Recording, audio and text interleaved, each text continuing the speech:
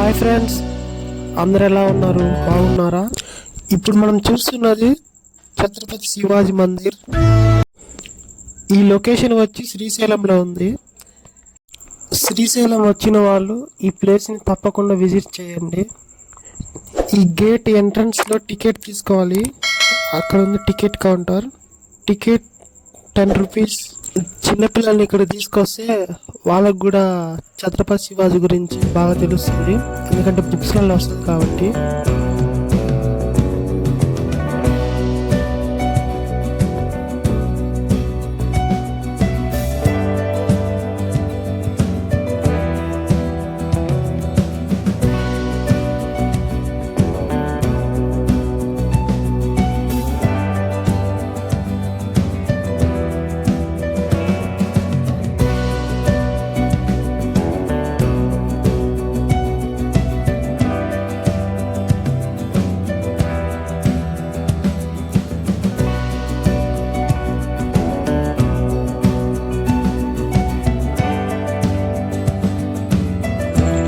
ఇక్కడ అన్ని రియలిస్టిక్ గా ఉన్నాయి కదా మొత్తం.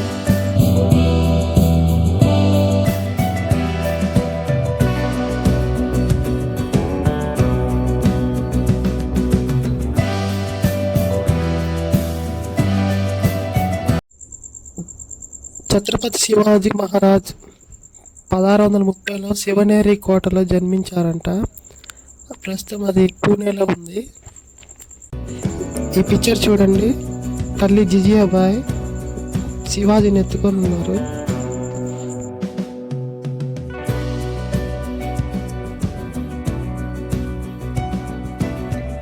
(1674లో 1,00,000 మంది సుశక్తులైన సైన్యాన్ని, ఆయుధాలు, అశ్వాలు, నౌక వ్యవస్థను సమకూర్చుకున్నారు.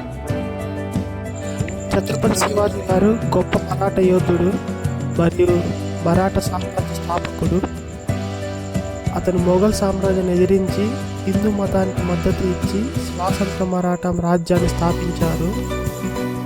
1674లో ఆయన రాయ్గఢ్ కోటలో ఛత్రపతి పట్టాభిషేకం చేయబడ్డాడు. తన అధికారాన్ని ప్రతిష్ఠ చేసుకున్నాడు. శివాజీ లౌకిక పాలకుడు. శివాజీ అన్ని మతాలకు అనుకూలంగా ఉండి అన్ని మతాల ప్రజలను బాగా చూసుకునేవాడు. ముస్లింలకు వ్యతిరేకంగా అనేక తిరుగుబాట్లు చేసినప్పటికీ ఆయన పాలనలో ముస్లింలు తగిన విధంగా గౌరవింపబడ్డారు. కొత్త ఆయుధాలను కనుగొని వాటితో యుద్ధాలు చేయడం శివాజీకి ప్రత్యేకత. 300 కోటలు శివాజీ ఆధీనంలో ఉండేవి. కోటలు నిర్మింపచేయడంలో శివాజీ ప్రపంచ ఖ్యాతి పొందాడు. నాసిక్ నుండి మద్రాస్ దగ్గర ఉన్న జింగి వరకు 1200 కిలోమీటర్ల మధ్య ఈ 300 కోటలు నిర్మింపబడ్డాయి. పటిష్టమైన గూఢాచార వ్యవస్థ ఏర్పాటు చేశాడు. ప్రజల కోసమే ప్రభువు అన్న సూత్రం పాటించి వ్యక్తిగత విలాసాలకు ఎటువంటి వ్యయం చేయక ప్రజల సంక్షేమం కోసమే పాటుపడ్డాడు. సుదీర్ఘ యుద్ధ కాలంలో లెక్కలేనన్ని యుద్ధాలు చేసినా ఎన్నడూ పవిత్ర స్థలాలను ధ్వంసం చేయలేదు. శివాజీ భవానీ దేవి భక్తుడు. శివాజీ తన సామ్రాజ్యంలో అన్ని మతాలను సమానంగా చూసేవాడు.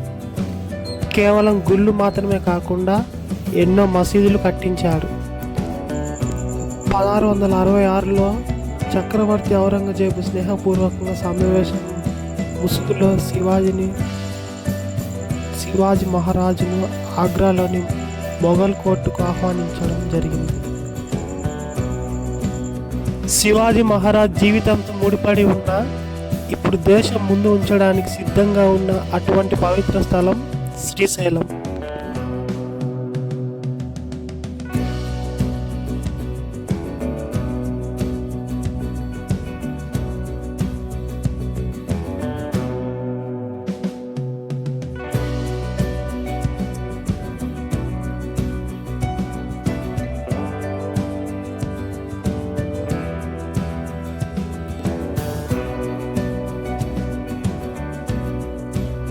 ఇది భారతదేశంలోని 12 జ్యోతిర్లింగాలలో ఒకటి. ఇది ఆంధ్రప్రదేశ్లోని కృష్ణానది ఒడ్డున ఉంది. నల్లమల్ల అడవిలలో కొండపైన ఉన్న శివుడు, మల్లికార్జున మరియు పార్వతి బ్రహ్మరాంబ నివాసమైన శ్రీశైలం అనాది కాలం నుండి తెలుగు, కన్నడ మరియు మరాఠీ మాట్లాడే ప్రజలకు తీవ్ర తిరస్కారం.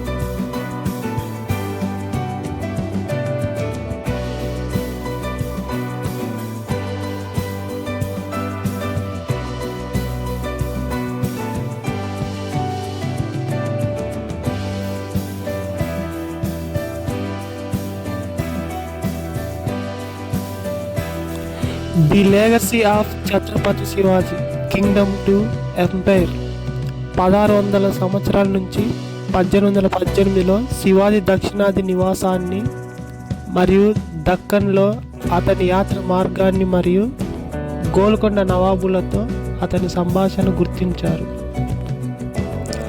ఆ సమయంలోనే శివాజీ శ్రీశైలంలో ఆగి కొంతకాలం అక్కడే ఉండి ఆధ్యాత్మిక మరియు రాజ్య నైపుణ్యాలలో గడిపాడు.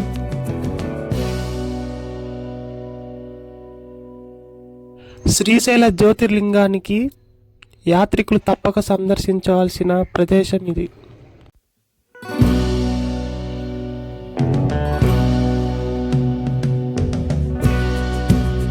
గోల్కొండ కోటలో కుతుబ్ షా శివాజీ ఒప్పందాలు.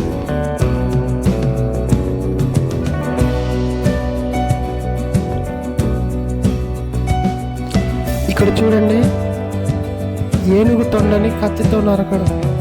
ఆ దృశ్యం చూడండి ఎంత రియలిస్టిక్గా ఉందో.